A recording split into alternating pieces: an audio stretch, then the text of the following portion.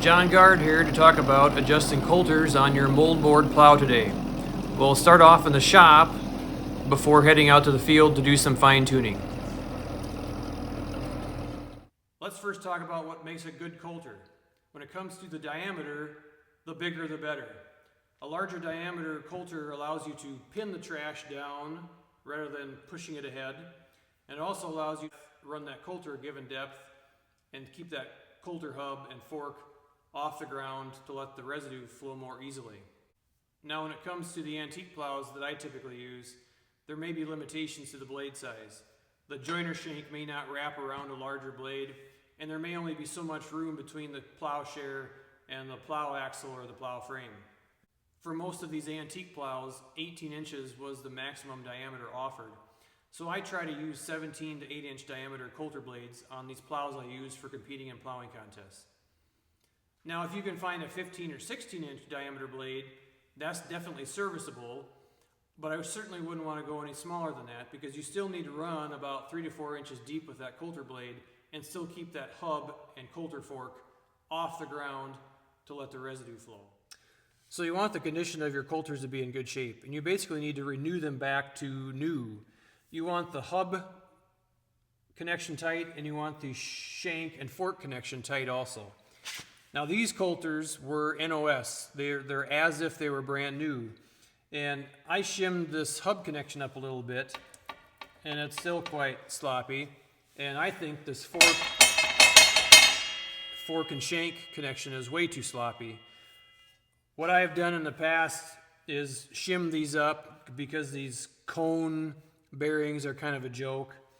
And then I've run some weld beads in here or shim them up with shim stock, anything to make this as tight as possible because you don't want this coulter wandering around. So one time I grabbed some coulters I found out in Grandma's trees and put them on a plow and went out plowing, and I just tore my hair out all day long, and that's why I've got none left. I just could not get these things adjusted. And what I finally determined was that there was just so much slop in here in the coulters that there was just no adjusting to them. The coulter was always wandering and it could just never ever get a clean furrow wall out of it. You want these connections tight, but you still want things to move freely. This needs to swing freely, and the coulter obviously needs to spin freely.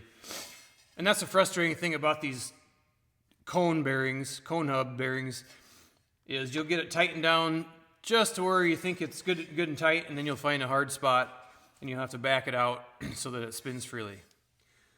The next thing you want to do is make sure the blade is running straight up and down and parallel with the beam. And you can eyeball down the beam like here to make sure the blade is running true. Typically what happens over the years is these coulters have hit too many rocks and the shank is bent. If it's not too far out of whack, I have put shims underneath the coulter clamp to try to tilt the blade one way or the other. If it's too far out of whack, you may just need to find a different coulter shank. And make sure your coulter shanks are vertical and nice and straight in this view also, and really all planes. Sometimes it's just the coulter clamp that's kind of boogered up, and if the shank is not too tweaked, once again, maybe you could shim underneath the clamp a little bit to get it correct. So let's actually adjust some coulters now. Many books like to tell you to run the hub directly above the point of the share. I like that point, or I like to run it as far forward as I can within reason. My current line of thinking is I like to run the coulters a little farther forward because that gets the residue cut and sized so it flows better, and it also lets the coulter cleanly cut the ground before the share starts lifting and ripping it. The third reason is you're getting this jointer further forward so that the joiner is slicing the soil more horizontally rather than trying to slice the soil as the soil is lifting up for the moldboard. And then you get away from trash getting caught behind the back of the joiner like this as the soil is lifting. So on this Moldboard plow, I basically have one option as far as adjusting the coulter forward and back. The clamp has to be right here, and I can't swing the coulter shank forward or else it'll get into the land axle. So the coulter is where it is. I'm happy with it. And then the next step is to make sure the front coulter matches that adjustment. So measure from the front of your moldboard to your coulter hub and make sure those two dimensions match exactly between the front and the rear, or all of the bottoms on your plow. It gets even more critical when you're running Coulter jointers, because you want that Coulter jointer moving the exact same depth and amount of ground and slicing the ground at that same spot so you can turn over consistent furrows. So this is a John Deere number 44 plow I've been using in plowing contests for maybe 13 years. And here's another example of only giving you so many options for adjusting plow coulters. John Deere only gives you 2 options for bolt holes, locating the Coulter front to rear, and you could also swing the Coulter shank forward or back. In this case, I'm using the front 2 bolts on the rear Coulter and the rear 2 bolts for the front Coulter, and that ends up working out for locating the hub over the point and getting the front and rear Coulters to match each other forward and back. And then for height, my current methodology is to run my Coulter blades 2 finger widths above the share, and then make sure all bottoms match that adjustment. Now, many books will tell you that if you ever encounter hard ground, to lift the Coulter and adjust it further back so it's not lifting the plow out of the ground so much. I don't like the idea of making an unideal Coulter adjustment trying to compensate for hard ground. You know, I would first look at, are your shares sharp? Is your hitch adjusted correctly? Can you add suitcase weights on the plow? I would take those steps before I would resort to adjusting Coulters up and adjusting them to something that's not ideal. My current line of thinking with adjusting the Coulter 2 fingers above the share is anything higher than that might still cut the residue fine in the field, but when the plow is going in the ground and coming out, that allows the residue to get cut in those transition areas. Anything higher than that, the residue doesn't get cut, and your ins and outs will get trashy, and you'll get points deducted for that in a plowing contest. And finally, we'll adjust the Coulters about 1 inch outside of the land side. This is not critical. It does not matter. We'll fine-tune this in the field when we get there. Coulters must be sharpened before heading to the field. I would do this before every plow day. Depending on the residue conditions, I might try to practice at a plowing contest without sharpening them beforehand, but definitely before the contest, I will sharpen the Coulters. And this does not mean looking at the blade and saying, oh yeah, that looks sharp. You've got to get an angle grinder out and actually sharpen the Coulter blade. This is 110% critical if you're running Coulter joiners, and even if you aren't running Coulter joiners, I am always amazed at how well a plow covers when Coulters are adjusted correctly and they are sharp.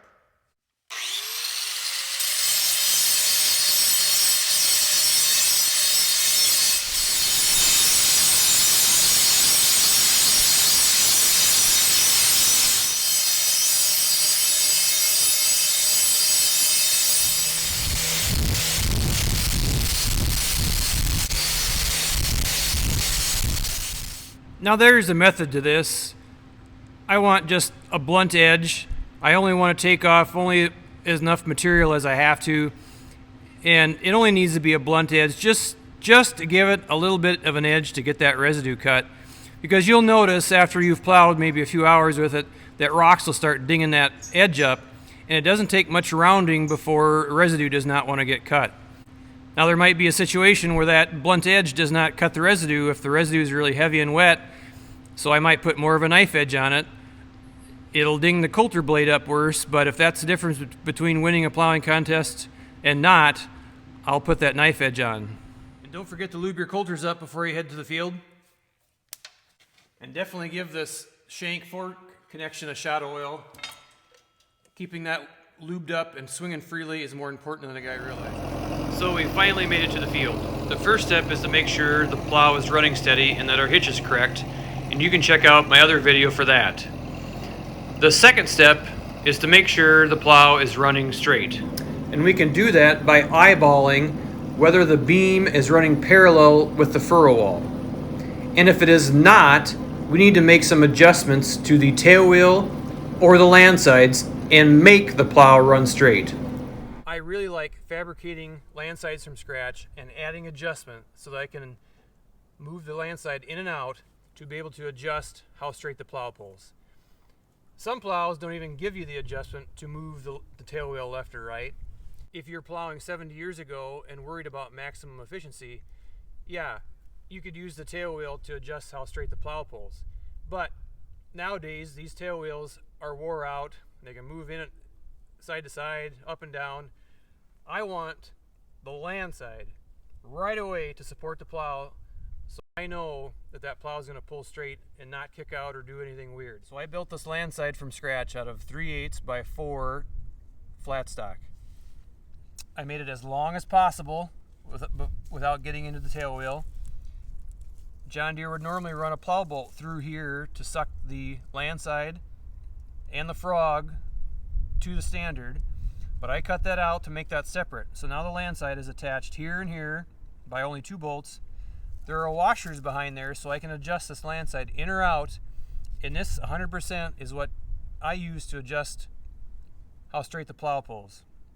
I also slotted this back hole so I can adjust the land side up and down to make sure the very bottom of this land side is right there at the bottom of the furrow bottom to make sure that land side is supporting the plow. So I've applied similar treatment to the front land side, and I've also got washers behind here to move the land side out so that the front land side is sharing in the load and holding the plow. Now you may have noticed the front land side is short, just like a factory land side, even though some people suggest making all the land sides in the plow longer to hold the plow better. I've done this on purpose.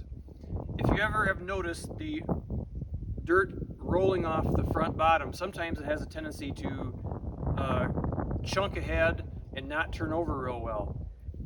By making the front land side longer, that is holding the furrow size for the rear bottom so that it turns almost better, but that's not making the front and rear furrows turn the same. So by making the front land side shorter, it's not holding the furrow size for the back bottom, and it's making for a condition to make the front and rear furrow slices to turn consistently and match each other closer.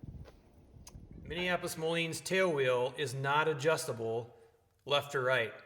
So if you want to adjust how straight the plow is pulling, it 100% has to be done with the land side. So this is version 2 of my adjustable land sides. I made a whole new land side that's as long as possible without hitting the tail wheel tire. And then I added this heel pad or land side pad. It's a variation on what came on the Moline plow, but mine is much longer. It's attached here, and then I can add washers back here to move this in and out to adjust how straight the plow pulls. So now that the plow is running straight, we can do some Coulter adjusting. It looks like the Coulter is running a little bit too far to the right, a little bit over the share, leaving a very ragged furrow wall.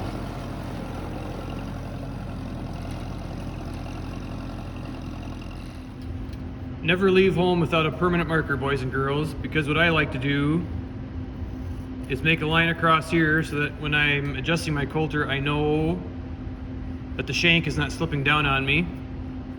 And then I'll make a mark like this so that I know how much I'm turning the Coulter. So we've turned the Coulter out a little to the left and we're not quite there. The furrow wall looks a little ragged yet. And as you're adjusting Coulters, make sure you know where this clamp is at. After you make an adjustment to the Coulter, check to see that the clamp is centered and it lets the Coulter fork swing an equal amount either direction. I can't count the number of times that has caught me, and then you wonder why the Coulter is doing something wrong or pulling crooked or not making a clean furrow wall, and you think it should, and it's this clamp is binding up the Coulter fork and not letting it swing. So we've turned the Coulter out a little more, and I think we've got it now. The furrow wall is nice and crisp and clean, and there's a slight step in the furrow wall. You want a slight step because that tells you the Coulter's cutting just a hair outside the share, and that gives you a little room for error if the plow would kick over to the left. If you had just a perfectly straight furrow wall, you wouldn't have that room for error, and you might experience a furrow wall crumbling back in on you every once in a while. You also don't want to run the Coulter too far to the left and leave an unnecessarily wide step. That means you're making the share rip and tear the soil more than it has to. And if you got into some soil with a lot of body or a lot of roots and you're turning over whole furrows, you would make a really ugly, ripped up, rounded furrow, versus if you had that Coulter right over the share and left a even a straight furrow wall without a step, you would leave a nice, you'd turn over a nice sharp-edged, good-looking furrow. There is a little bit more soil boiling out on top of the unplowed ground than I would like. Sometimes you can move that Coulter out just a little more to the left, which creates room for that boiled out soil to fall down. I'm going to use the excuse that last fall the ground was a little wet and sticky, plus the fact that even on a good day, without that cover crop, this field just does not want to scour. So now let's make the front Coulters match the rear Coulter. With the plow on the ground, we can put a straight edge on the Coulter blade, measure over to some reference point like the shin of the moldboard or the frog, measure that for the rear bottom, and adjust the front Coulter to make that match that measurement.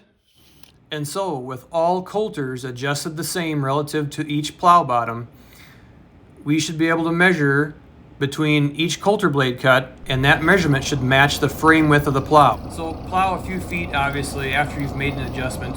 Stop, and then do your measuring. We're going to measure from the rear Coulter blade over to the front Coulter blade's cut. And in this case, we measure 15 inches. Yes, 15. And that exactly matches the frame width of the plow, so we are golden. If it does not match, that means the plow still is not quite pulling straight, and we'll have to circle back and make some fine-tune adjustments to the tail wheel or the land sides. Now, however, if you've got a factory stock Moline plow, or a John Deere number 52, or a 4B plow where you can't adjust the tail wheel, and the thing does not pull straight and there's nothing you can do, maybe you just have to roll with it.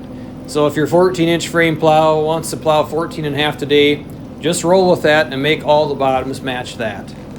Once the plow is pulling straight and all these measurements match, we can focus on the front bottom. So we'll plow a little bit, eyeball when we think the front bottom is cut in the right width, and stop and measure that. A quick note on taking these measurements. You don't want to plow wide open in third gear and come to an abrupt stop, because the plow will move a little bit and you won't get an accurate number. I like to slowly come to a stop, and because you want to catch the plow under a little bit of load. If you want to be really particular, I've seen some guys pull the throttle way back and then turn the key off so that the engine dies, and then you really catch the plow still under load. So we'll measure from the front Coulter blade over to the furrow wall, and hopefully that measurement matches the frame width of the plow. If it does not match, we'll have to do some fine tuning on either the tractor hitch or the plow hitch to get the front bottom to cut the right width. And if we've got a side hill hitch on either the tractor or plow drawbar, we can make a mental note of where that lever should be when we're plowing the right width with the front bottom. And so we finally got all our Coulters adjusted up.